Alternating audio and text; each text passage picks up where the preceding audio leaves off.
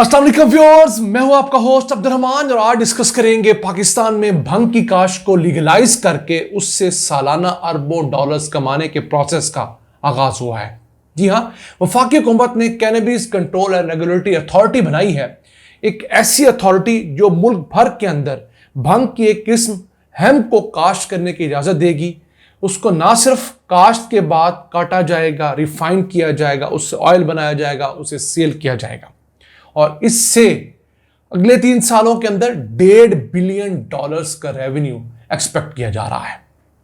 वैसे इस तमाम प्रोसेस की इस वक्त आलमी मार्केट के अंदर $15 बिलियन की मार्केट है और एक्सपेक्ट किया जा रहा है कि 2027 तक ये $50 बिलियन की हो जाएगी।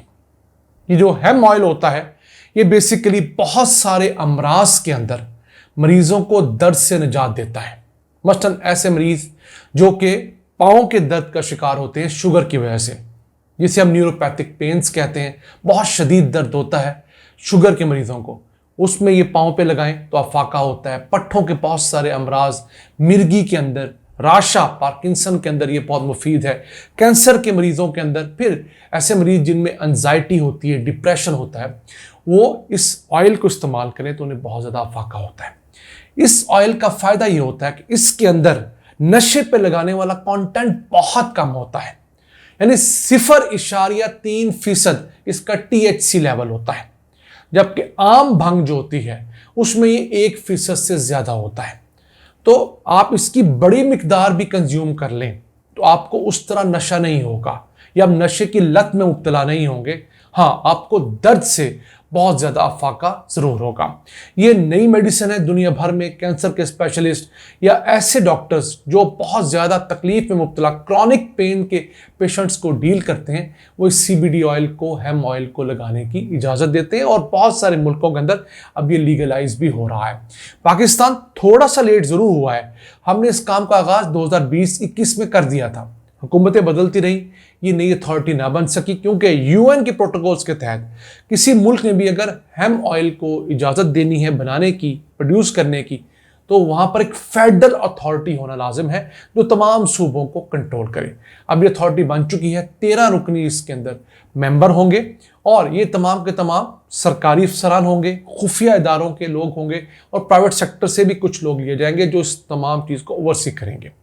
पाकिस्तान के अंदर सदियों से 70,000 से लेकर 1 लाख एकड़ रकबे पर भंग काश्त होती आ रही है। इस वक्त भी एक रिजर्व एस्टिमेट ये है कि खैर पख्तूनख्वा के दूर दराज इलाकों में और बलूचिस्तान के दूर दराज इलाकों के अंदर 70,000 एकड़ रकबा ऐसा है जहां पर हर साल भंग काश्त होती है।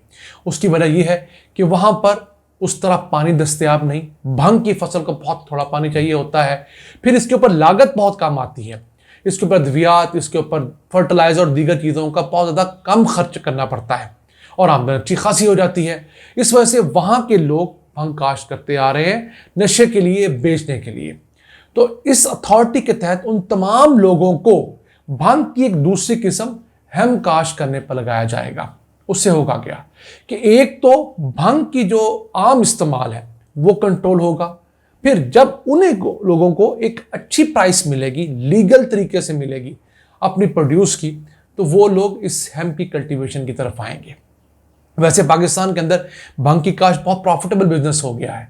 जब से अफगानिस्तान के अंदर तालिबान की हुकूमत आई है 2021 से, वहाँ पर उन्होंने मंशियात के खिलाफ अच्छा खासा तगड़ा कंट्रोल किया, तो यहाँ पर भंग उगाने वालों की फ़ी एकड़ आमदन जो है 50,000 रुपये से बढ़कर 5 लाख रुपया हो गई है। नहीं, देखिए 10 गुना का इजाफा पाकिस्तान के भंग के काश्तकारों ने रिकॉर्ड कर लिया है। लेकिन अगर हम देखें कि जो हेम ऑयल है, CBD ऑयल है, इसकी कितनी मालियत होती है, अगर आप 1 लीटर प्रोड्यूस करते हैं तो आलमी मंडी में ये $6,000 से लेकर $10,000 का बिकता है। पाकिस्तानी रुपयों में आ जाएं तो 17 लाख रुपए से लेकर 27 लाख रुपए तक इसकी कीमत जाती है। जितनी अच्छी क्वालिटी होगी, जितना रिफाइंड होगा, उतनी ज़्यादा इसकी कॉस्ट होगी। 1 लीटर कितना होता है? 1 लीटर पानी की बोतल से आप अंदाज़ा लगा लीजिए। तो 1 लीटर की कीमत अगर 27 लाख रुपया हो, 1 एकड़ से निकल आए, तो आपको और क्या चाहिए? आपने नशा उगाकर क्या करना है? तो हमारे यहाँ कुछ चीज़ों को सिर्फ डायरेक्शन चेंज करने की जरूरत है। हम नहीं कह रहे कि ये फौरी तौर पर अपनी ट्रू स्पिरिट के मुताबिक इंप्लीमेंट भी होगा, हमारी ख्वाहिश जरूर है। क्यों? $1.5 बिलियन ना सही, $1 बिलियन पाकिस्तानी से रेवेन्यू कमा ले, कोई 1 लाख एकड़ रकबे के किसानों की जिंदगियां ही बदल जाएं, और फिर इसकी वजह से हमारे यहाँ बहुत सारे मरीजों की जिंदगियां आसान होगी। हमारी बदकिस्मती ये है कि हम बहुत सारी चीज़ों के ऊपर बिला वजह एक पाबंदी लगा देते हैं, और उसका नुकसान ये होता है कि लोग स्मगलिंग के रास्ते वो चीज़ें मंगवा कर अपनी ज़रूरियात पूरी कर लेते हैं। अब जो लोग कुछ पैसे वाले हैं, उनके घरों में इस किस्म के मरीज़ हैं जिन्हें CBD ऑयल या हेम ऑयल रिलीफ देता है, तो वो स्मगल शुदा CBD ऑयल, हेम ऑयल मंगवा लेते हैं, अपने किसी दोस्त से बाहर से आते हुए मंगवा लेते हैं, तो अपनी ज़रूरियात तो पूरी कर रहे हैं। लेकिन अगर हम अपने आम गरीब मरीजों को भी वो चीज़ दे दें और सस्ते दामों लोकल प्रोड्यूस करके दें, तो हमारा फॉरेन रिजर्व बचेगा, फिर हम इसको एक्सपोर्ट करके बिलियंस ऑफ डॉलर्स का रेवेन्यू भी कमा सकते हैं। अब इसके साथ साथ दुनिया भर के अंदर ये एक ऐसी फील्ड है जिस पर बहुत ज़्यादा रिसर्च हो रही है। आप जानते होंगे पुराने लोग तेल मालिश करने का बहुत कहते थे, तो अब बहुत सारे ऐसे अमराज जिसके अंदर तेल मालिश करने से सुकून आता है, मतलब उनके जोड़ों के दर्द हैं, स्किन के मुख्तलिफ किस्म के अमराज हैं, पट्ठों के दर्द हैं, हड्डियों कुछ दर्द ऐसे हैं जहाँ पर अगर आप मालिश करें कुछ ख़ास किस्म के तेल की तो आपको रिलीफ मिलता है। तो उन तमाम किस्म के दर्दों के अंदर इसी तरह के ऑयल इस्तेमाल होंगे। आपका सरसों का ऑयल या हमारा जैतून का ऑयल कुछ ख़ास किस्म का रिलीफ काम नहीं करेगा। हाँ, लुब्रिकेटर ज़रूर होंगे, लेकिन उस दर्द को वहाँ ख़त्म करने के लिए या वो दर्द इंसान को फील ना हो और वो तकलीफ से ना गुजरे, उसके लिए इसी तरह के ऑयल निकालने होंगे। अब हम उम्मीद करते हैं कि इस अथॉरिटी के बनने के बाद ना सिर्फ इसकी प्रोडक्शन, पैदावार, बल्कि इसका एक्सट्रैक्ट किया जाना, जो ऑयल इससे निकलता है, फिर उसको रिफाइन करना, उससे मुख्तलिफ मसनूआत बनाना और उनकी सेल्स, ये तमाम चीज़ें पाकिस्तान में प्रॉपरली रेगुलेट हो सकेंगी। एक प्रॉपर इंडस्ट्री खड़ी होगी और इसके ऊपर अच्छी खासी सर्विलेंस रखी जाएगी, और जो जुर्माने रखे गए हैं इन तमाम प्रोसेस के अलावा कारोबार करने के, यानी कि इलीगल कारोबार करने के, वो 1 करोड़ रुपए से 20 करोड़ रुपए तक जुर्माना है।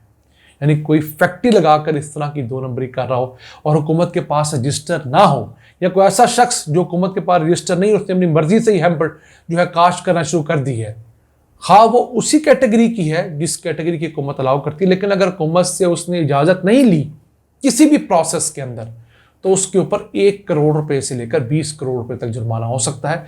और इसको टैकल कौन सा महकमा करेगा? Anti narcotics force. अब हेम्प की प्रोडक्शन अमेरिका के अंदर बहुत हद तक इजाज़त मिल चुकी है, जापान इस तरफ जा रहा है, चाइना इस तरफ जा रहा है, नॉर्थ अमेरिका के बहुत सारे मुल्क और साउथ अमेरिका के मुल्क इस तरफ जा रहे हैं, यूरोप इस तरफ जा रहा है। तो हमारे पास एक हाई टाइम है, लेकिन हमें फूंक फूंक कर कदम रखना चाहिए। ये ना हो कि इस अथॉरिटी की आड़ में 2 नंबरी शुरू हो जाए और इसका फ़ायदा कम और नुकसान ज़्यादा हो। नाज़रीन, ये था आज का एपिसोड। हमें उम्मीद है आपको पसंद आया होगा। अपनी सजेशंस, अपनी आरा से हमें आगाह रखा करें। अपने मेज़बान अब्दुर्रहमान को इजाज़त दीजिए। अल्लाह के बाद।